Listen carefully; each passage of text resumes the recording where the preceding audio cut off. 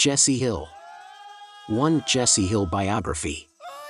Best remembered for the classic Poo Pah Do, New Orleans R&B legend Jessie Hill was born in the Crescent City's 9th Ward District on December 9, 1932.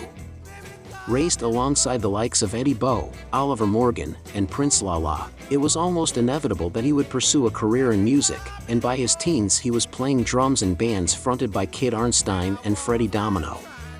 In 1951 Hill formed his own group, the House Rockers, with guitarist Little Eddie Lang and siblings Melvin and David Lasty on trumpet and saxophone. The group played local country and western bars for about a year, touring the northern U.S. in support of a drag troupe led by Bobby Marchand before splitting. Upon returning to New Orleans, Hill played drums behind Professor Longhair. No recordings of their collaboration exist, but according to observers, he was the most sympathetic and complimentary percussionist Longhair ever enjoyed. He then served with Huey Piano Smith and the Clowns before forming a new version of the House Rockers in 1958. In addition to David Lasty, this lineup included guitarist Alvin Shine Robinson, bassist Richard Payne, and a drummer, John Boudreau, which enabled Hill to focus solely on frontman duties. 2. First credit. The origins of Poo Pah Do reportedly lie with a local pianist known only as Big Four. A drunk who played the club Shy Guy's place for booze and tips, he once performed the song with the House Rockers in attendance, and Hill scribbled the lyrics and melody on a paper sack, later fleshing it all out with an intro cribbed from Dave Bartholomew. Its dubious evolution notwithstanding, Poo Pah Do remains one of the classics of New Orleans R&B. A nonsensical yet rollicking call-and-response workout that perfectly captures the energy of French Quarter life, it was home to a fine edge on stage before Hill cut a demo that he shopped to local labels, among them Joe Rufino's Rick and Ron Imprints.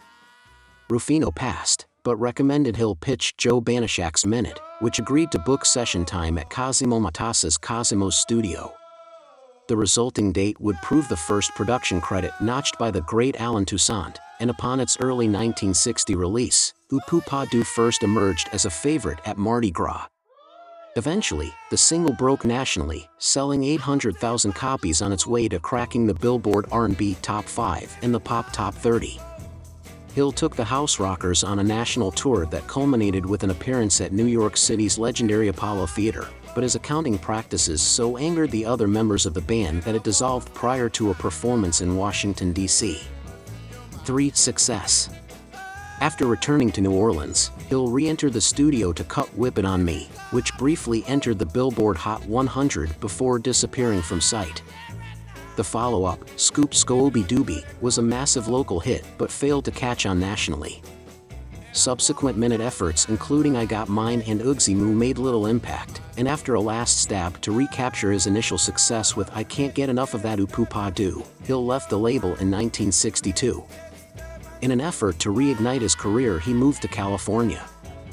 There he befriended fellow Bayou expatriates Harold Batiste, Dave Dixon, and Mac Rebennick, the future Dr. John, who convinced him to temporarily sideline his performing career in favor of songwriting.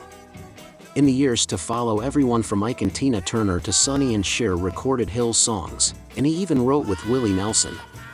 In 1972, he signed to the Blue Thumb label to cut a solo LP, Naturally, an ambitious but deeply flawed effort that sold scant few copies. Despite his success on the West Coast, Hill nevertheless suffered financial difficulties exacerbated by his growing drinking problem.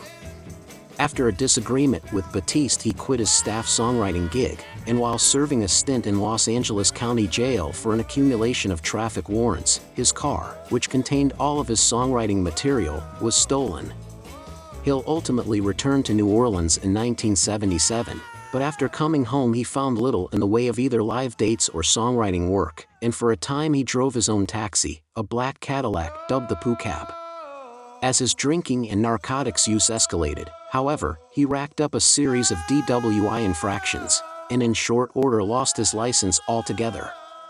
His occasional live appearances were typically train wrecks, hastily assembled affairs performed with pickup bands, and for a time Hill was homeless.